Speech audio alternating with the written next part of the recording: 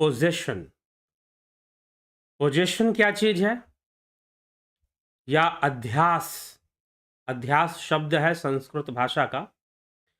तो अध्यास का अर्थ क्या है या अध्यासन का अर्थ क्या है? उसको अंग्रेजी में हमने लिखा है पोजेशन।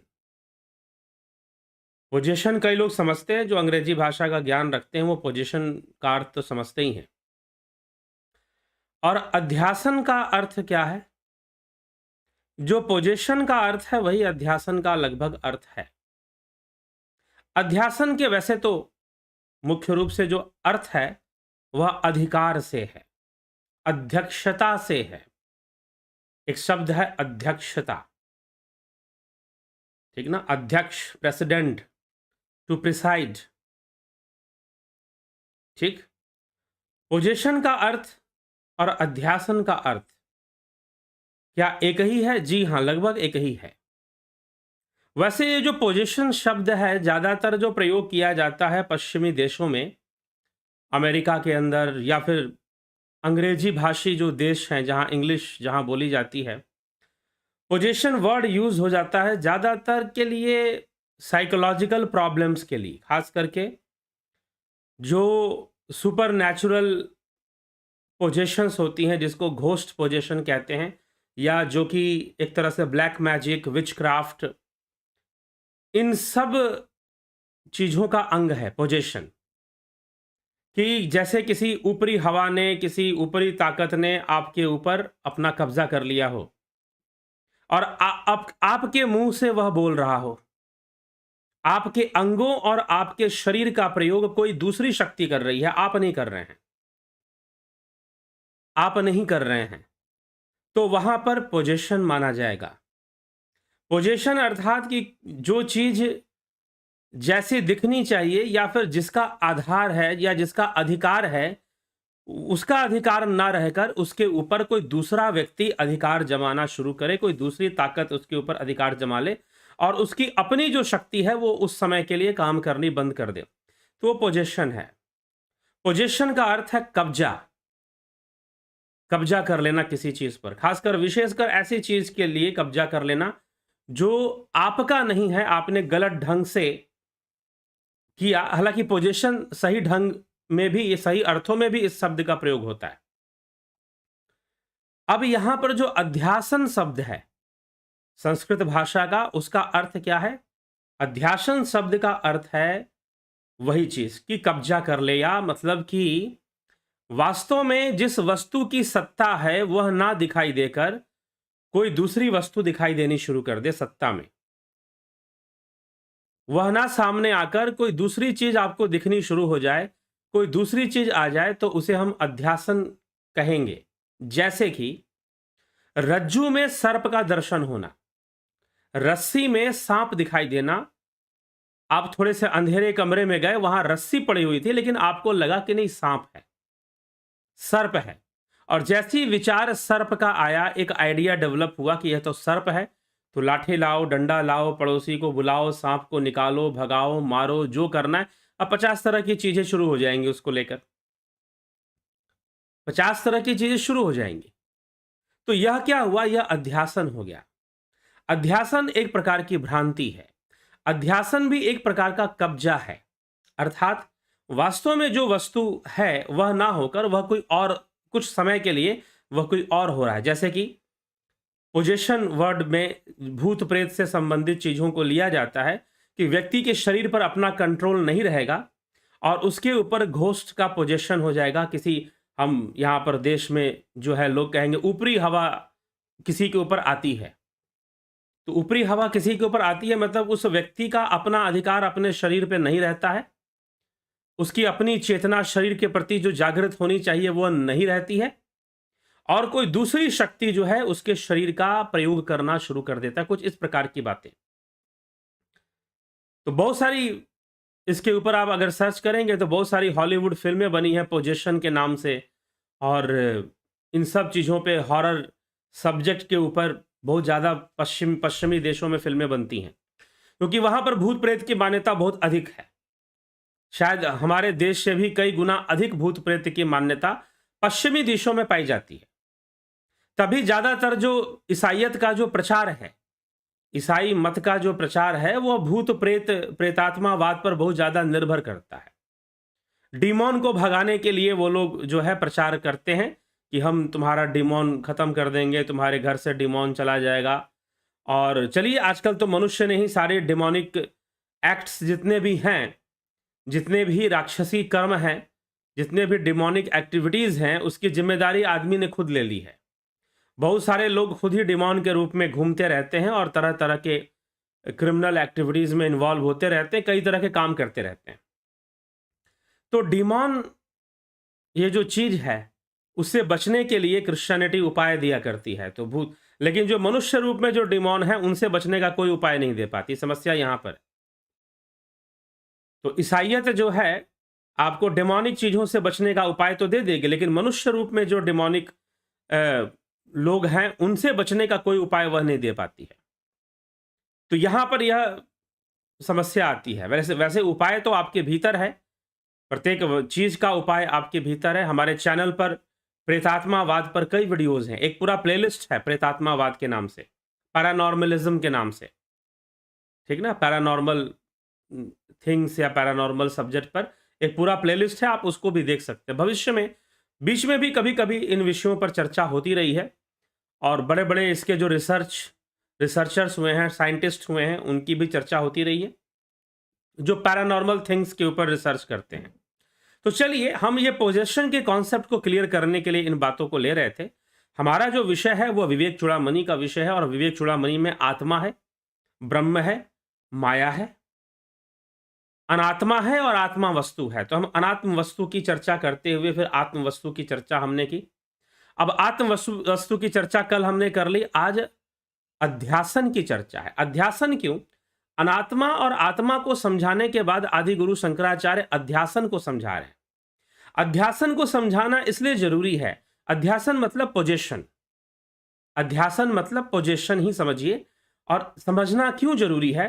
क्योंकि अनात्म वस्तुओं ने एक पोजीशन कर रखा है, इस माया का एक पोजीशन है। वैसे तो चलिए, पश्चिमी देशों के अंदर या ईसाइयत के अंदर, क्रिश्चियनिटी के अंदर पोजीशन मतलब घोस्ट पोजीशन या डिमोनिक पोजीशन को वो मानते हैं कि भाई कोई व्यक्ति के ऊपर कोई डिमोनिक पावर हावी हो जाए, कोई शैतानी ताकत उसके ऊपर, कोई ऊपरी हवा उसके ऊपर हावी हो जाए, तो बोलेंगे कि he is possessed. He is possessed मतलब कि उसके ऊपर किसी दूसरी शक्ति का अधिकार हो चुका है, उसके ऊपर कब्जा हो चुका है किसी दूसरी ताकत का, किसी दूसरी ऊपरी शक्ति का, ऊपरी हवा का। ठीक है, कुछ इस तरह की मान्यता वहां पर है पोजीशन को लेकर। तो अब यहां पर जिस तरह की पोजीशन या अध्यासन की बात की जा रही है, वो घोस्ट पोजीशन की बात नहीं की जा रही है। सच्चाई क्या है? We all are possessed according to Advaita Vedanta. Vedanta के अनुसार, आदि गुरु शंकराचार्य के अनुसार, यहां पर हम सब के सब पोजेस्ड लोग हैं। हम सब पोजीशंस में ही जिंदगी जी रहे हैं। हमारे ऊपर हमारा कंट्रोल नहीं है, हमारे ऊपर माया का कंट्रोल है, हमारे ऊपर त्रिगुणी माया का कंट्रोल है, और वही हमें फोर्स करती है। आपको लगता है कि आपको भूख लगी और आप बढ़िया से रेस्टोरेंट में गए और आपने बहुत बढ़िया और स्वादिष्ट खाना खाया क्योंकि आपके पास पैसे थे, आपने पैसे खर्च किए और आपने बहुत स्वादिष्ट खाना खाया। तो आपके अनुसार तो आपने अपनी मनमर्जी कर ली। अब यहां पर जो माया का जो पोजीशन है, उसे बहुत बारीकी से समझाया है आदि गुरु शंकराचार्य ने कुछ श्लोकों में। माया ने जो पोजेस कर रखा है आपको, उसके बारे में वो समझा रहे हैं, और इतने बढ़िया से समझाया है, इतने अच्छे से समझाया कि चलिए हम श्लोकों पर जाएंगे अभी, ये कौन सी वो बात कह रहे हैं। लेकिन श्लोक सीधा पकड़ोगे तो शायद आपको समझ में ना आए, इसलिए मैं पहले ही आपको एक भूमिका दे देता हूं, एक कॉन्सेप्ट दे देता हूं, ताकि क्लियर हो जाए, तो श्लोक समझने में भी आसानी हो जाएगी फिर। तो आदि गुरु शंकराचार्य यहां क्या समझाना चाहते हैं? यहां जो हम अध्यासन की बात कर रहे हैं या पोजीशन की बात कर रहे हैं, वो कोई डिमोनिक पोजीशन की बात नहीं कर रहे हैं। वो रस्सी में सर्प के समान, ये एक एग्जाम्पल है, या डिमोनिक पोजीशन भी एक एग्जाम्पल है, जो कि क्रिश्चियनिटी में पोजीशन का अर्थ लिया जाता है कि कोई डिमोनिक चीज आपके ऊपर हावी हो जाए, कोई ऊपरी हवा, जैसे कि लोग कहते हैं दिल्ली उल्ली में, उत्तर भारत की तरफ लोग कहते हैं ऊपरी हवा आ गई किसी के ऊपर, ठीक ना, कुछ इस तरह की बातें करते हैं, किसी पर जिन्न आ गया, किसी पर मसान आ गया, किसी पर इस तरह की बातें। ये सब क्रिश्चियन एक्सप्लेनेशन है कि डिमोनिक पोजीशन हो गया। लेकिन यहां पर आदि गुरु शंकराचार्य माया के पोजीशन के बारे में बात कर रहे हैं। आपको भूख लगी, बढ़िया कुछ खाने का मन किया, चटपटा खाने का मन किया, आप निकले, घर से बाहर निकले, रेस्टोरेंट में पहुंच गए या फास्ट फूड किसी शॉप पर पहुंच गए और आपने पैसे खर्च किए और वहां पर आपने खाया। आपके पास पैसे थे, आपने कमाए थे, आपने ये कहा कि भाई मैंने तो अपनी मर्जी से खाया, अपने पैसे से, अपनी कमाई से, मन मर्जी से खाया। लेकिन वेदांत ये बात नहीं मानता। वेदांत कहता है यू आर पोजेस्ड। एक फोर्स है, एक नेचर का फोर्स है, एक माया की शक्ति है, एक माया की ताकत है, वह त्रिगुणी शक्ति है, सत रज तम से भरी हुई शक्ति है। तो वह जो है उसने आपको दबाव दिया, उसने आपको फोर्स किया कि आप खाना खाइए। अब उसका पोजीशन कितना स्ट्रांग है? उसका पोजीशन इतना स्ट्रांग है कि आपको फील भी नहीं होता है कि you are possessed. You are possessed. ये आपका रियल नेचर नहीं है कि आप स्वादिष्ट भोजन करेंगे। तो सारी चीजें, आहार, निद्रा, भय, मैथुन, अर्थात भोजन करना, भयभीत होना, सोना एंड सेक्सुअलिटी, तो ये जितनी भी ये चीजें हैं, this is the force of nature. आपको लगता है कि ये आपका विल है, नहीं, यह तो नेचर का फोर्स है। नेचर ने आपको इन्हीं सब चीजों से तो बांध के रखा हुआ है। आप भयभीत होते हैं, क्यों? क्योंकि आपके अंदर अहंकार है, आप शरीर की रक्षा करना चाहते हैं, शरीर के प्रति आसक्ति है, आपको मृत्यु का भय रहता है, फिर आपको नींद आती है, that is also a force of nature. आपको भूख लगती है, आपने उस भूख को एक्सेप्ट कर लिया, भाई मुझे भूख लगी है तो मुझे खाना मिलना चाहिए, और खाना खा लिया आपने, तो आपने सोचा कि बस मैंने अपने मन का काम कर लिया, मेरी मनमर्जी हो गई और मैंने जो है अपनी सफल हो गया मैं, क्योंकि मैंने वो कर लिया जो मैं चाहता था। परंतु ऐसा कुछ है नहीं, ऐसा कुछ है नहीं। तो क्या चीज है, विषय क्या है यहां पर, यह हमें देखना होगा। तो यह पोजीशन है, एक्चुअल में ये आपका फ्री विल नहीं है। आपको भूख लगी और आपने अपनी मन मर्जी का खाना खाया, this is not your free will. यह तो नेचर का फोर्स है कि नेचर ने आपके ऊपर दबाव डाल के रखा है कि आपको खाना खाना है। और ये पेट कभी भरता नहीं, आज खाओगे फिर खाली हो जाएगा, फिर खाओगे फिर खाली हो जाएगा, फिर खाओगे, लगा रहेगा। यह तो आपको एक साइकिल में रखता है, आपको एक चक्कर में डाल के रखता है। तो यही पोजीशन है। आपको एक व्यक्ति है, अब जो है एक पुरुष है, जैसे कि टीनेजर्स हैं, तो टीनेजर्स के साथ बहुत सारी प्रॉब्लम्स होती हैं टीनेजर लोगों के बीच में, क्योंकि वो एक ब्रेन डेवलपमेंट के स्टेज से गुजर रहे होते हैं, एक हार्मोनल चेंजेस उनके बॉडी में आ रही होती हैं, और जो अपोजिट जेंडर के प्रति उनका अट्रैक्शन भी उस समय बढ़ रहा होता है, और कई बार ज्यादा बढ़ जाता है। तो वो कई तरह की चीजों को फेस कर रहे होते हैं, लेकिन दैट इज पोजेशन, वह भी एक कब्जा है। आप किसी सुंदर स्त्री से विवाह करना चाहते हैं, या कोई सुंदर स्त्री किसी सुंदर पुरुष से विवाह करना चाहती है, या उससे मिलना चाहती है, मित्रता करना चाहता है या चाहती है, यह जो चाहना है आपकी, that is not a free will, that is a force of nature. वो फोर्स ऑफ नेचर ही है जो आपको पोजेस करके रखा हुआ है और तरह तरह के कार्य करने को प्रेरित कर रहा है। ठीक है, वो आपकी अपनी विल नहीं है। यह संपूर्ण शरीर एक कैद खाना है, लेकिन इसकी फीलिंग मनुष्य को नहीं है। चलो, जहां डिमोनिक पोजेशन होती है वहां पर आदमी को पता चल जाता है कि आई एम पोजेस्ड। जिस समय पोजेशन हुई शायद उस समय नहीं, तो उसके बाद पता चलता है आई एम ए पोजेस्ड, जहां डिमोनिक पोजेशंस होती हैं। लेकिन जो माया का पोजीशन है जीव के ऊपर, जो उसे समझने ही नहीं देता कि वो बंधन में है, लेकिन फिर भी यह जीवन इतना अपने आप में इतना सही है कि वो जीवन के किसी ना किसी मोड़ पर मनुष्य को समझ में आ जाएगा कि वो बंधन में है और उसे बंधन मुक्त होना है, उसे बंधन मुक्त होना है, यह उसे समझ में आ जाएगा। तो ये समझने की आवश्यकता, ये बात समझ में आनी चाहिए कि हमें बंधन मुक्त होना है, लेकिन यह बात समझ में नहीं आती है और आदमी पोजेस्ड अवस्था में ही जीता रहता है और अपने तरह माया के प्रभाव में तरह तरह के काम करके उसको लगता है कि I am living through my free will. नहीं भैया, ये पूरा शरीर ही एक बंधन है, एक ही मुंह है, इसमें छाले पड़ जाए तो खाना मुश्किल, कुछ प्रॉब्लम आ जाए तो फिर फूड डालने के लिए डॉक्टर लोग पता नहीं शरीर में कितने छेद कर देंगे और वहां से फूड डाल देंगे।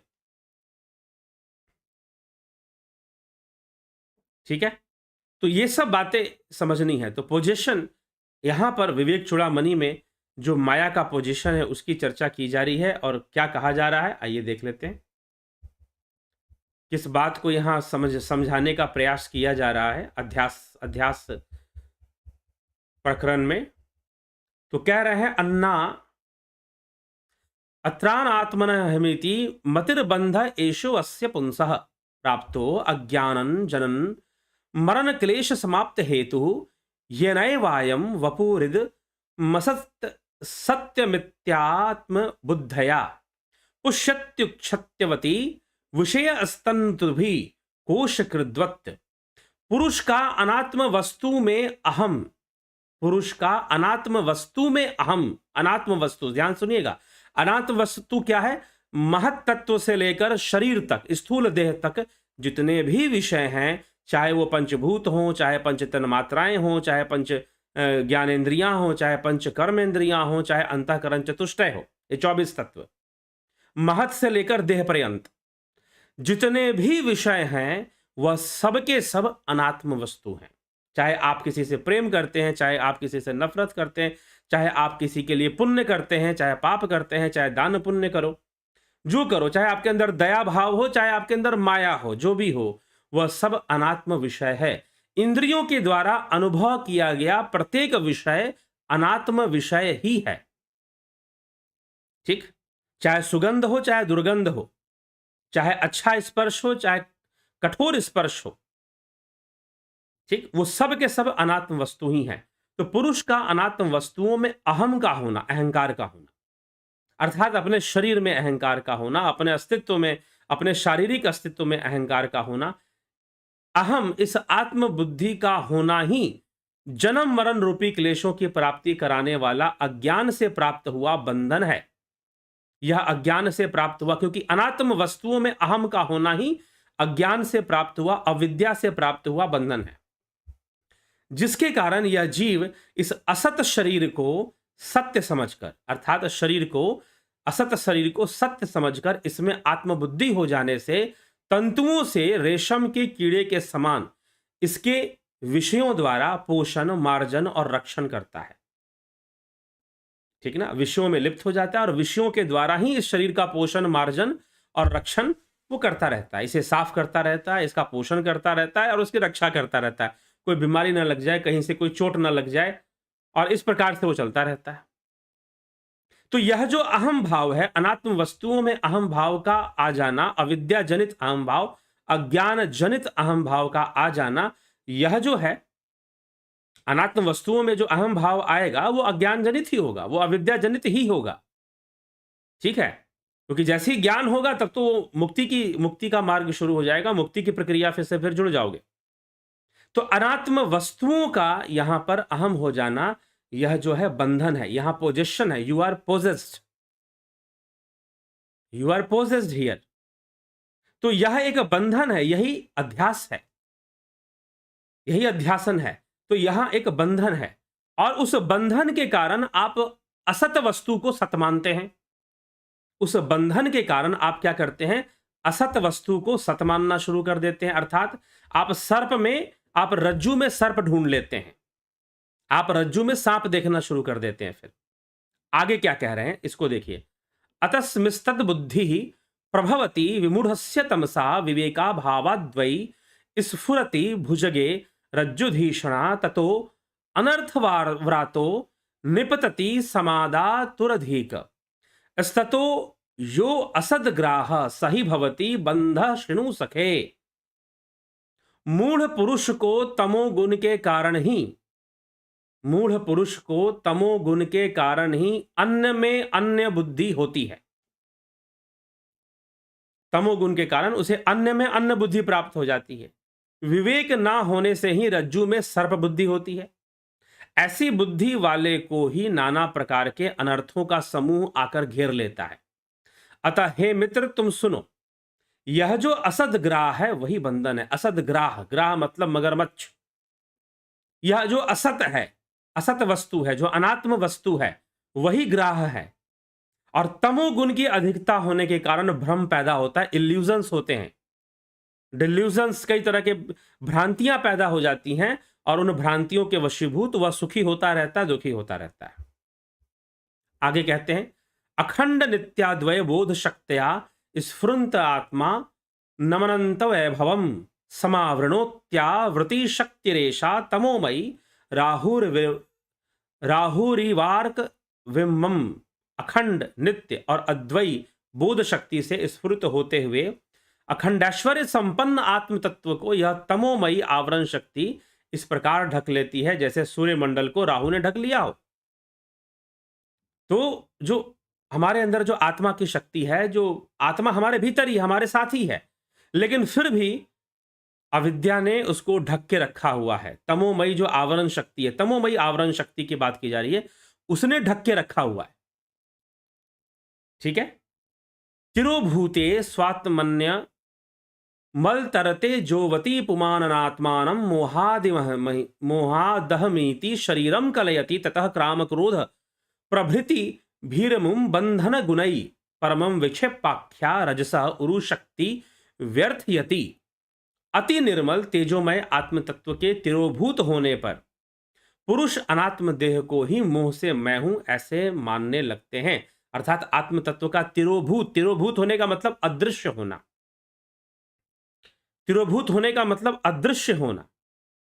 तो अति निर्मल तेजोमय आत्म तत्व के अदृश्य होने पर अदृश्य होता नहीं है, ठीक है, लेकिन वह अदृश्य पता तिरोभूते, इसलिए कहा गया तिरोभूते स्वात्मन्य मल तरते जोवती पुमान नात्मानम। अर्थात अति निर्मल तेजोमय आत्म तत्व के तिरोभूत अदृश्य होने पर अनात्म देह को ही मोह से मैं हूं ऐसा मानने लग जाता है। तब रजोगुण की विक्षेप नाम वाली अति प्रबल शक्ति काम क्रोध अपने बंधकारी गुणों से इसको व्यथित करने लग जाती है। काम हो गया, क्रोध हो गया, अनेकों चीजें पैदा होनी शुरू हो जाती है रजोगुण के कारण जीव के अंदर, क्योंकि जो सत्य है वो ढांक लिया गया। जो आत्मा का सत्य है वो तिरोभूत हो गया, अदृश्य हो गया, ढांक लिया गया। तो ढांक लेने के कारण, अविद्या के कारण जो मन में काम क्रोध आदि विकार जो है पैदा हो जाते हैं और उसके वशीभूत कर्म पैदा होते हैं और कर्मों का फल पैदा होता है। कर्म करो फल भोगो, कर्म करो फल भोगो, ये कालचक्र चलता रहता है और जीव इस मृग मरीचिका में फंसा रहता है, उलझा रहता है, ये चलता रहता है। ठीक है। आगे कहते हैं, महामोह ग्राह ग्रसन गलितात्मावगमनो धियो नानवस्था स्वयं भिनन्यस्तद गुणतया अपारे संसारे विषय पूरे जल निधौ निमज्जोन्नमज्जायम भ्रमति कुमति कुतसित गति। तब यह नाना प्रकार की नीच गतियों वाला कुमति जीव विषय रूपी विष में भरे हुए इस अपार संसार समुद्र में डूबता है, उछलता है, अटखेलियां करता है, कभी कॉन्फिडेंस में आ जाता है, कभी डिप्रेशन में हो जाता है, कभी ये करके दिखाता है, कभी वो करके दिखाता है। तो महारूप रूपी ग्रह के पंजे में पड़कर आत्मज्ञान के नष्ट हो जाने से बुद्धि के गुणों का अभिमानी होकर उसकी नाना अवस्थाओं का अभिनय करता हुआ भ्रमता रहता है। ये उसका भ्रमण चलता रहता है, फंसा रहता है इसमें। ठीक है। आगे फिर कहते हैं, भानु प्रभा संजनिता भ्रपंक्ति भ्रानु तिरोधाय विजृंभते यथा आत्मोदिता अहंकृत रात्मतत्वम तथा तिरोधाय विजृंभते स्वयं। जिस प्रकार सूर्य के तेज से उत्पन्न हुई मेघमाला सूर्य को ही ढककर स्वयं फैल जाती है, उसी प्रकार आत्मा से प्रकट हुआ, जो आत्मा से यहां पर कहने का मतलब आत्मोदिता अहंकृति रात्मतत्वम, अर्थात आत्मा के सकाश से संयोग कर कर अविद्या जनित अहंकार जो है वह जो बादल है। अब देखिए बादल कैसे बनते हैं, यहां पर बहुत सुंदर एग्जाम्पल लिया गया है, यहां पर बहुत सुंदर उदाहरण लिया गया है, यहां पर बहुत सुंदर उदाहरण लिया गया है सूर्य और बादल का। बादल कैसे बनते हैं? सूर्य की तेज किरणें जब उष्मा पैदा करती हैं, ताप पैदा करती हैं जल के भीतर, समुद्र के जल में, तो भारी मात्रा में समुद्र का वाष्पीकरण होता है और फिर दूसरे गैस उन सब का एक सहयोग लेकर उस वाष्प से बहुत बड़े एक बादल का निर्माण होना शुरू हो जाता है। देखिए सूर्य के ऊर्जा से, सूर्य की ही शक्ति से जो बादल बने हैं, वो बादल क्या करते हैं? सूर्य को ही ढांक लेते हैं। सूर्य की शक्ति से, सूर्य के ताप से जो बादल बने हैं, वो सूर्य को ही ढांक लेते हैं, वो सूर्य को ही कवर कर देते हैं और जीवों का पोजीशन कर लेते हैं कि भाई सूर्य नहीं है, अब तो मैं हूं। वास्तव में अभी भी सूर्य है, और वह जो बादल बना है, उस बादल का अस्तित्व भी सूर्य पर ही निर्भर है, लेकिन फिर भी जिसने उसको पैदा किया उसी को ढक लिया, उसने सूर्य को ढक लिया है। वैसे ही परमात्मा के सकाश से ही माया भी सृजित है, परंतु यह माया, यह अविद्या आत्मा को ही ढक लेती है, आत्मा को ही ढक लेती है, और आत्मा को ढक लेने के कारण जीव जो है उस माया के वशीभूत सारे कर्म किए जाता है। जीव जो है उस माया के वशीभूत सारे कर्म किया जाता है, और उसका जीवन मृग मरीचिका के समान हो जाता है। मृग मरीचिका का तात्पर्य कि जैसे मृग मरु मरीचिका, कल भी हमने चर्चा किया था। मरु मरीचिका मतलब रेगिस्तान में क्या होता है कि आपको जलाशय दिखाई देंगे। इसके बारे में भी बहुत सुंदर आदिगुरु शंकराचार्य मरु मरीचिका की चर्चा करते हैं, लिखते हैं। तो मरु मरीचिका में क्या होगा कि आपको दिखाई देंगे जलाशय, लेकिन वहां पर कोई जलाशय होगा नहीं। दुर्भाग्यपूर्ण यह है कि वहां पर कोई जलाशय होगा नहीं, दिखाई तो देगा लेकिन होगा नहीं। तो यह मरु मरीचिका है। रेगिस्तान में ऐसा दृश्य बनता है। कई बार आप गर्मी के मौसम में अगर गाड़ी से सफर कर रहे हैं तो आपको दिखाई दे सकता है रोड के ऊपर भी, आपको रोड पर भी मरु मरीचिका दिख सकती है कि भाई जैसे पानी है, बारिश हो रखी है, रोड पे पानी जमा, लेकिन पानी नहीं होगा। जैसे गाड़ी आगे बढ़ेगी सारा पानी गायब हो जाएगा। वैसे ही मरुस्थल में क्या होता है कि मरु मरीचिका बनती है। एक ऐसा लगेगा कि जलाशय है, तालाब है, लेकिन जैसे ही वहां पर पहुंचोगे वो रेत से गर्मी निकलती है और चमकनी शुरू कर देती है, तो वो पानी की तरह होने का भ्रम करवाती है, भ्रांति करवाती है। यह भी पोजीशन हो गया यहां पर एक तरह का। तो जो है वो वहां पर जब पहुंचोगे तो वहां पर कोई पानी वानी मिलेगा नहीं, फिर कोई जल आपको वहां प्राप्त होने वाला नहीं है। तो यह मरु मरीचिका इसको कहते हैं। ठीक, तो यह अध्यासन है, यह अध्यास है यह। ठीक, तो यह भ्रांति हो जाती है, अध्यासन में ऐसी भ्रांति हो जाती है। तो इसलिए अध्यासन को समझाने के लिए कि जिस प्रकार से सूर्य के कारण उत्पन्न हुए बादल सूर्य को ही ढक लेते हैं, वैसे ही परमात्मा के सकाश से यह सृष्टि करने वाली प्रकृति, यह माया परमात्मा को ही ढक देती है, परमात्मा को ही ढक देती है। और जीव को लगता है, यद्यपि बादल हर जगह नहीं है, लेकिन जीव की अपनी सीमित क्षेत्र है, तो बेचारे को दिखता है कि बादल ही बादल है, बादल ही बादल चारों तरफ है, लेकिन चारों तरफ बादल है नहीं। कई जगह जहां बरसात अधिक होते हैं, या कभी कभी हम बरसात के दिनों में हम देखते हैं 3-3 4-4 दिन तक धूप नहीं निकलेंगे, बादल बादल किया रहेगा, बारिश होती रहेगी थोड़ी बहुत। नहीं, अगर बारिश ना भी हो तो बादल बादल रहेगा चारों तरफ। तो बादल ने, जो कि सूर्य से ही पैदा हुआ, सूर्य की शक्ति से ही पैदा हुआ और सूर्य को ही ढक लिया, वैसे ही इस माया ने, वैसे ही अविद्या ने ढक के रखा है हुआ है आत्मा को, ढक के रखा हुआ है उस परमात्मा को, वैसे ही माया ने ढक के रखा हुआ है। यही अध्यासन है। अब मुझे लगता है कि आपको अध्यास क्या है, अध्यासन क्या है और ये पोजीशन क्या है। मतलब शक्ति तो सारी सूर्य की है, सत्ता भी सूर्य की है, लेकिन कुछ समय के लिए बादलों ने अपनी ताकत चला दी, बादलों ने अपना कब्जा कर लिया कि नहीं भाई हम ज्यादा बलवान हैं, हम सूर्य से भी बलवान हैं। जबकि बादलों का निर्माण सूर्य पर ही निर्भर है। अगर सूर्य ना हो तो बादल भी ना हो और बारिश भी ना हो, अगर सूर्य ना हो तो बादल भी ना हो और बारिश भी ना हो। तो सूर्य है तभी बादल और बारिश दोनों है। तो उसी से निर्मित विषय ने, वस्तु ने उसके ऊपर अपना कब्जा कर लिया। उसके कुछ देर के लिए कुछ स्थान पर ऐसा लगने लगा जैसे सूर्य है ही नहीं, बादलों का ही शक्ति चल रही है, उन्हीं की मर्जी चल रही है। जब मर्जी तब बारिश कर देते हैं, थोड़ा सा रुक जाते हैं, ना कहीं निकलने देते हैं ना कहीं जाने देते हैं, कीचड़ अलग कर देते हैं, कोई काम करना मुश्किल बादलों के कारण और बारिश के कारण। लेकिन यह जो बादल और बारिश जिन्होंने सूर्य के ऊपर पर्दा कर दिया है, वो खुद सूर्य की शक्ति से ही उत्पन्न है। वैसे ही यह माया, यह त्रिगुणी माया उस परमात्मा के सकाश से, उस परमात्मा की के सकाश से, उसकी अध्यक्षता से, उसकी अध्यक्षता से, उसके सकाश से ही यह संपूर्ण प्रकृति कार्य कर रही है, संपूर्ण माया कार्य कर रही है। लेकिन इस प्रकृति ने, इसने उस आत्मा को ढक के रखा है। परमात्मा, आत्मा कहने का मतलब परमात्मा ही है, तो ढक के रखा हुआ है, उसे हम नहीं जान पा रहे हैं, उसे हम नहीं जान पा रहे हैं। तो अब हमें क्या करना है? इस माया के भेद को जानना है, माया के भेद को जानना है। कुछ लोग कहते हैं कि माया के भेद को नहीं जानेंगे, तो माया के, जबकि जरूरत क्या है? सत्य बताएं। माया के भेद को जिसने जान लिया, समझ लिया, वही सही मायनों में भक्ति कर पाएगा, योग कर पाएगा। नहीं तो हो सकता है कि भक्ति और योग के नाम पर करना कुछ और था और आप कुछ और रास्ते पर चल पड़े, क्योंकि गुरुजी ने आपको वही रास्ता दिखा दिया और गुरुजी ने कह दिया कि माया को जानने की कोशिश मत करो, बस जो मैं कर रहा हूं वो करो, माया अपने आप खत्म हो जाएगी। माया खत्म भी ना हुई, ना चेले की हुई, ना गुरु की हुई, दोनों की माया खत्म ना हुई। ठीक, तो इस प्रकार की समस्या आ जाती है फिर। तो इसीलिए जो है, इसको जानना जरूरी है। जितना आप इसको जानोगे उतना इसका समाधान भी ढूंढ लोगे। माया को जानोगे तो उसका समाधान भी ढूंढ लोगे।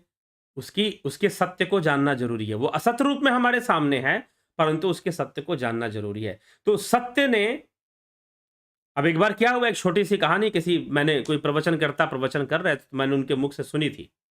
हुआ क्या कि एक बार सत्य जो है उसको लगा कि भाई चलो स्नान कर लेते हैं, गर्मी लग रही है। तो सत्य ने क्या किए कि अपने कपड़े उतारे और कपड़े उतारकर वो तालाब में घुस गया नहाने के लिए। तालाब का पानी बड़ा शीतल, बड़ा आनंद, अब सत्य को उसमें आनंद आने लगा और वो तालाब में घुस गया। इधर से असत्य आया और जब असत्य आया तो असत्य ने देखा कि भाई ये सत्य जो है नहा रहा है और कपड़े उसने यहां खोल के रखे हुए हैं। असत्य ने सोचा कि मैं गाली बहुत सुनता हूं, और सत्य जो है हर जगह प्रशंसा सुनाई जाती है, सत्य की गुणगान होता है इसका, और मुझे गालियां देते हैं लोग। तो असत्य ने क्या किया कि अपने कपड़े उतारे और सत्य के कपड़े उसने पहन लिए, अर्थात कब्जा कर लिया उसके कपड़े के ऊपर। सत्य ने कपड़े पहन लिए। अब कपड़े पहन लिए, अब जो असत्य था वो बेचारा, उसका रंग अलग था, सत्य का रंग अलग था, एक सफेद एक काले रंग का। अब असत्य ने लेकिन सत्य के कपड़े पहन लिए। अब सत्य के कपड़े पहन लिए तो, और अपना कपड़ा जो है उतार कर, झूठ का जो कपड़ा, असत्य का जो कपड़ा है वो उतार कर वहीं छोड़ दिया सत्य के लिए। अब वो जो था कपड़े पहनकर चल पड़ा। अब चल पड़ा तो सारी दुनिया उस पर विश्वास करने लगी, हैं? जैसे सीता जी ने रावण पर विश्वास कर लिया था कुछ समय के लिए। तो हम साधु वेश देखकर विश्वास करते हैं ना, भाई साधु महात्मा होंगे, दाढ़ी बाल बढ़ाई है तो साधु महात्मा ही तो होंगे, और कौन होंगे। तो ठीक है, वेश, वैसे तो वेश महत्व नहीं रखता, ज्ञान ही महत्व रखता है। इसलिए कहा गया वेश देख मत भूलिए, पूछ लीजिए ज्ञान, मोल करो तलवार की, पड़ी रहन दो म्यान। तो वेश देख मत भूलिए, पूछ लीजिए ज्ञान, ठीक है ना। तो वेश से मत घबराइए, वेश से मत सत्य स्वीकार। तो अब असत्य ने सत्य के कपड़े पर कब्जा कर लिया, पहन लिया और घूमने लगा, दुनिया उसी को सत्य मानने लगी। और जो बेचारा असत्य था, अब वो आया बाहर तो उसे कपड़े ना मिले, वो नंग धड़ंग कहां घूमेगा। अब जो बेचारा सत्य था अब तो बेचारा ही हो गया ना वो, अब नंग धड़ंग कहां घूमेगा। अब उसे नंग धड़ंग घूमने में शर्म आने लगे, लज्जा आने लगे। तो सत्य ने क्या किया, झूठ के कपड़े पहन लिए। भाई कपड़े ही तो पहनने, मैं तो सत्य हूं, मैं तो सही हूं, कपड़ों से क्या फर्क पड़ना है, मैं अपनी जगह पर सत्य हूं। सत्य को बस इस बात से कि मेरा कर्म अच्छा है, मेरा कर्म अच्छा है, मैं सत्य के रास्ते पे चल रहा हूं, बाकी चिंता करने की क्या जरूरत है। सत्य ने यह विश्वास कर लिया, सत्य ने यह सोच रख ली, यह सत्य ने यह मान लिया कि भाई चलो मैं झूठ के कपड़े पहन भी लूं तो मुझे क्या फर्क पड़ने वाला है। क्योंकि जो सच्चाई के मार्ग पर चलने वाला व्यक्ति है, समझदारी से चलने वाला व्यक्ति, वो ज्यादा चिंता नहीं करता कि उसने कपड़े क्या पहने हैं ना पहने हैं। जिनको झूठ फैलाना है उनको जरूर इस बात की चिंता होती है कि भाई कपड़े भी पहनो तभी तो लोग विश्वास करेंगे, कपड़े भी पहनो तभी तो लोग विश्वास करेंगे। उनकी समस्या ये है, इसीलिए वो सत्य के कपड़े पहन लेते हैं। और जो सत्य है वो बेचारा नॉर्मल होके चलता रहता है। झूठ के भी कपड़े पहन लिया तो क्या फर्क पड़ता है, सत्य को अपना संतोष है कि भाई चलो ठीक है, दुनिया मानेगी नहीं मानेगी, मैं तो सत्य हूं ना, मैं तो अपने आप में सत्य हूं। लेकिन कई लोगों का नुकसान इसी चक्कर में हो जाता है, इसी चक्कर में हो जाता है। तो माया एक खेल खेल जाती है हमारे साथ, और कई बार हम सत्य के कपड़े पहनकर पहने हुए असत्य से जुड़ जाते हैं, असत्य से जुड़ जाते हैं, और फिर हमारा नुकसान होता है। फिर हम चिल्लाते हैं कि भाई हमारे फलाने बाबा जी ने धोखा दे दिया, तो फलाने बाबा जी ने ये कर दिया। अरे भाई, तुम लेने क्या गए थे? क्या तुम ज्ञान लेने गए थे? क्या तुम, जब तुम माया लेने जाओगे तो माया जग ठगनी कहाए, माया को जग ठगनी कहा है संतों ने, मीराबाई की वाणी में आता है माया को जग ठगनी कहा है। तो यह तो इसका काम ही है ठगना। तो जब ज्ञान के प्रति नहीं कुछ रहेगा और मात्र माया के ही प्रति रहेगा, असत्य के प्रति ही सारी हमारी भावना रहेगी, तो क्या मिलेगा? वही मिलने वाला है, भले कोई उसके कपड़े भी पहन ले तो क्या। तो इस तरह से ये कब्जा होता है ना। तो पोजेशन को समझिए, अध्यासन को समझिए, ये अध्यासन है भाई। सब कुछ तेरा, कहते ना, हे प्रभु सब कुछ तेरा, तेरा तुझको सौंपते क्या लागे है मेरा। सब कुछ तो तेरा है, तो तेरा तुझको सौंपते क्या लागे है मेरा। सब कुछ तेरा प्रभु, मैं तुझी को सौंप भी रहा हूं, जो कुछ भी है मैं तुझे ही सौंप रहा हूं, और सब कुछ तेरा, लेकिन फाइनली कब्जा तो मेरा है, फाइनली कब्जा तो मेरा ही है। तो ये जो कब्जा मेरा है ना, यही पोजेशन है, यही पोजीशन है। तो जिस प्रकार सूर्य से उत्पन्न हुए, सूर्य की शक्ति से, सूर्य के प्रकाश से, सूर्य की उष्मा से उत्पन्न हुए बादल सूर्य को ही ढक लेते हैं, वैसे ही यह माया, यह अविद्या, यह अनात्म वस्तु आत्मा को ढक लेती है। ठीक ना, यह परमात्मा को ढक लेती है, यही अध्यासन है। इसी अध्यास की चर्चा यहां पर आदि गुरु शंकराचार्य कर रहे हैं। और यह बिल्कुल वैसे ही समझना चाहिए कि वस्तु का वास्तविक स्वरूप ना देखकर हमें कुछ और दिखाई दे, बिल्कुल वैसे ही। इसीलिए जगत मिथ्या, ब्रह्म सत्यम जगन मिथ्या, इस प्रकार से कहा गया, क्योंकि इंद्रियों के द्वारा जो भी जगत आप देख रहे हैं वह मिथ्या है। क्योंकि जो कुछ भी दिखाई दे रहा है वह इंद्रियों के कारण दिखाई दे रहा है। कोई भी वस्तु अगर किसी प्रकार की दिखाई दे रही है, वो ऐसा इसलिए नहीं दिखाई दे रही क्योंकि वो वैसा है, बल्कि हमारी इंद्रियों के अंदर वैसा ही अनुभव करने की क्षमता है, वैसा ही देखने की क्षमता है। तो इंद्रियां हमें दिखा रही हैं, ये सुंदर है, ये कुरूप है, या आकर्षण करता है या नहीं करता, सब कुछ पोजीशन है, सब कुछ पोजीशन है। एक कब्जा है, माया का कब्जा, इंद्रियों का कब्जा आपके ऊपर है, आपके मूल स्वरूप आत्मा के ऊपर है। जबकि ये सारी चीजें बन रही हैं उसी के सकाश से, उसी की शक्ति से। जैसे कि सूर्य के प्रकाश से बादल बनते हैं और वही बादल सूर्य को ही ढक लेते हैं, वैसे ही अविद्या ने, इंद्रिय जनित मिथ्या अनुभूतियों ने, कर्म संस्कारों ने उस आत्मा को ढक के रखा हुआ है। इसलिए महर्षि पतंजलि कहते हैं योगश्चित्त वृत्ति निरोधा तदद्रष्टु स्वरूपे अवस्थाना। ठीक, तो चित्तवृत्ति निरोध करते हुए, इस माया का निरोध करते हुए, चित्तवृत्ति की सारी चीजें, संपूर्ण माया चित्तवृत्ति के रूप में हमारे भीतर है। हम जो कुछ भी इंद्रियों से देख रहे हैं वास्तव में वो हमारे अंदर ही बन रहा है। हाँ, इंद्रियां बाहर से पकड़ रही है, लेकिन जो भी छवि बन रही है वो अंदर बन रही है। तो संपूर्ण वृत्तियां हमारे भीतर है जो हमें उलझाने वाली, फंसाने वाली हैं।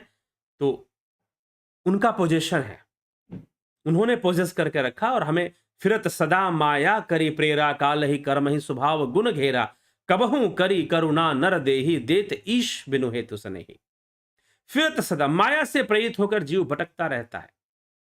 यही बात गोस्वामी तुलसीदास जी रामचरितमानस में लिख रहे हैं कि फिरत सदा माया करी प्रेरा, काल ही कर्म ही स्वभाव, काल और कर्म के वशीभूत, स्वभाव गुण घेरा, अनेकों गुणों के वशीभूत, कबहू करी करुणा नरदेही, और फिर करुणा के वशीभूत होकर जब उसको नरदेह प्राप्त हो जाता है, ईश कृपा से जब नरदेह प्राप्त हो जाता है उसको, देत ईश बिनु हेतु स्नेही, बिना किसी हेतु के, स्नेह के कारण, कल्याण के कारण, करुणावश उसको ऐसे मिल जाता है, मनुष्य जीवन मिल जाता है। तो मनुष्य जीवन की उसे प्राप्ति हो जाती है, और फिर वो योग मार्ग पर चलकर अपना कल्याण कर सकता है, कैवल्य पद की प्राप्ति कर सकता है, मुक्ति को प्राप्त कर सकता है। यही आदि गुरु शंकराचार्य कैवल्य पद की भी चर्चा यहाँ पर करते हैं। तो यह अध्यासन है, यह पोजेशन है, माया का पोजेशन है, इस प्रकार से बना हुआ है, समझें और इसका लाभ उठाएं। चलिए अब आपके कमेंट्स को भी देख लेते हैं, कौन क्या कहना चाहता है। बबीता धीमान जी बहुत बहुत अभिनंदन। सोमनाथ शिंदे जी अभिनंदन है आपका। विक्रम सिंह जी बहुत अभिनंदन जी। स्मृति रस्तोगी जी आपका अभिनंदन। अवनी प्रधान जी, बलदाऊ नाथ योगी, शंकर प्रसाद, प्रणाम आचार्य। प्लीज मेंशन द श्लोक नंबर इन विवेक चूड़ामणि। श्लोक नंबर, आप क्यों श्लोक नंबर, सारे अध्याय का नाम बताया जा रहा है। अध्यासन, इस चैप्टर का नाम अध्यास है, अध्यास, ठीक है। उसके अंदर जो श्लोक संख्या है, आप अगर शुरू से फॉलो करेंगे तो श्लोक नंबर की आपको जरूरत नहीं पड़ेगी, क्योंकि कहीं से भी श्लोक नहीं लिए जा रहे हैं। सीक्वेंस में पूरी चर्चा, सीक्वेंस में। आज यह 23rd वीडियोज है पॉसिबली, तो 23rd वीडियोज है, तो सारी चर्चा सीक्वेंस में चल रही हैं। कोई रैंडमली कहीं से भी कुछ नहीं बोला जा रहा है, यह ध्यान रखिएगा। तो एक सीक्वेंस में, एक कंटिन्यूटी में सारी चीजें हैं, तो आप फॉलो कीजिएंगे तो आपको श्लोक संख्या पता ही चल जाएगा, ठीक है। तो इसके लिए वैसे तो अभी हमने जो लिया है 139वें श्लोक से लेकर जो है 144वें तक लिया गया है आज की चर्चा में, ठीक। तो यह चीज है, तो आप इसको देख सकते हैं। आप जुड़े रहें, बने रहें, सब सीक्वेंस में चल रहा है, रैंडमली नहीं चल रहा है। अफंता प्रोडक्शन जी बहुत अभिनंदन है। रूपलाल जी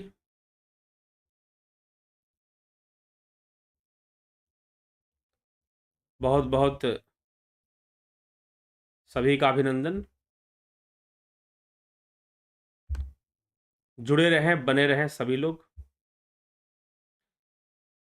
जगत नारायण जी, कन्हई कुमार जी, दिनेश महाराज, राम निवास मीना, बलवंत सिंह गोहिल, अर्जन चौहान, रमेश पेशवानी, बिमला शाह, चितरंजन बरुआ, सरोज कृष्णानी, पिंटू वासवा जी, राकेश मराठे जी, सविता नायक जी बहुत अभिनंदन। कुलदीप सिंह जी, शिवम भट्ट, गोविंद भाई देसाई। आत्मा को देख सकते हैं, अनुभव कर सकते हैं जी, बिल्कुल ध्यान योग से संभव है। देखा, ये क्यों पराई चीज नहीं है, देखोगे क्या। हम देखते पराई चीजों को हैं, हम उसमें स्थित हो सकते हैं, आत्म स्थित जिसे हम कह सकते हैं, ये कह सकते हैं कि हम आत्मा में स्थित हो सकते हैं। गणेश पवार जी, गोविंद भाई, अजीत अपराजित, सुनिधि पाठक, विनोद कुमार शर्मा, एके भट्ट, राजकुमार, जयप्रकाश यादव, दिनेश महाराज। अब बोल तब्बल भुजा बल के बारे में चर्चा कर देना गुरुदेव। भुजा बल मतलब क्या कहना चाहते हैं?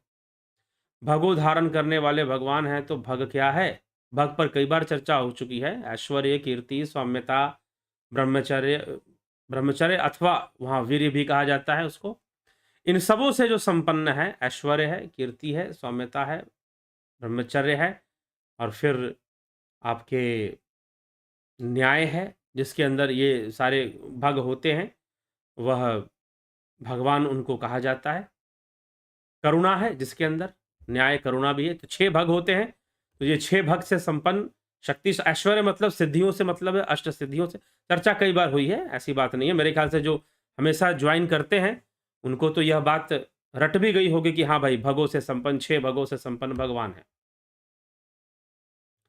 जीव क्या है? यह शुद्ध चेतन आत्मा है। यह अपने आप को भूल जाने के कारण, मन का स्वाद लेने के कारण और बाहर मुखी होने के कारण भटक रहा है। मन पहुंच विकारों में पहुंचा हुआ है। रूप रस गंध स्पर्श शब्द 5वीं भूल जाओ। ठीक है। स्मिता सावंत, विपिन कुमार, कमलेश खैरनर, एके भट्ट जी बहुत सुंदर विवेचना माया और बादल का जी। सविता नायक जी बहुत अभिनंदन आपका। रचना आरके जी, मनोज उपाध्याय, आप बार बार गुरुवाद या बाबा जैसे शब्दों का उपयोग करते हैं, कृपा करके विद्वान होना और संत में कोई तो अंतर होगा, समझाएं। जी हाँ, बहुत अंतर है, ठीक ना, बहुत अंतर है। तो इसीलिए संत का विद्वान होना स्वाभाविक है। और हाँ, हर विद्वान संत है ऐसा नहीं कहा जा सकता, क्योंकि देखिए, जो विषय है वो समझ में आएगा साधना से ही, ना कि मात्र अध्ययन से। अभी कोई शायद कोई उपनिषद पे चर्चा कर रहा था, तो कई प्रकार की टीकाएं कर देना, तर्क देना एक अलग विषय है, परंतु बातों को सही से समझने के लिए मात्र अध्ययन नहीं, साधना भी करनी पड़ेगी। तो कोई संत अध्ययन से कोई संत नहीं बनता, साधना से बनता है, ज्ञान से बनता है। तो ज्ञान कोई अध्ययन का विषय नहीं है, ज्ञान अनुभव का विषय है। ठीक है, ज्ञान अनुभव का विषय है, ज्ञान अध्ययन का विषय नहीं है। तो इस रहस्य को समझिए और समझकर चलेंगे तो निश्चय ही विद्वान होना और संत होना, ठीक है आपने ऐसा कह दिया है तो जल्द ही हम इस विषय पर कोई ना कोई वीडियो लेकर आएंगे, विद्वान होना और संत होने में फर्क क्या है। ठीक, तो प्रतीक्षा कीजिए, जरूर आपको इस पर चर्चा मिलेगी। तो बहुत बहुत आभार आप सभी का। अब विराम देंगे और ध्यान योग साधना का जो विषय है उसे समझें। और 14 तारीख से 14 दिसंबर से ध्यान योग का कोर्स शुरू हो रहा है। ध्यान योग का कोर्स शुरू हो रहा है, आप उसे ज्वाइन कीजिए और जो है आप ज्वाइन कर आप इसका पूरा पूरा लाभ उठाइए। ठीक है, तो चलिए अभी हम यहां पर विचारों को विराम देंगे। ध्यान योग करेंगे तभी संतत्व आएगा। तो जरूर विद्वान होने और संत होने में क्या अंतर है, इस पर चर्चा एक दिन करेंगे, लाइव चर्चा।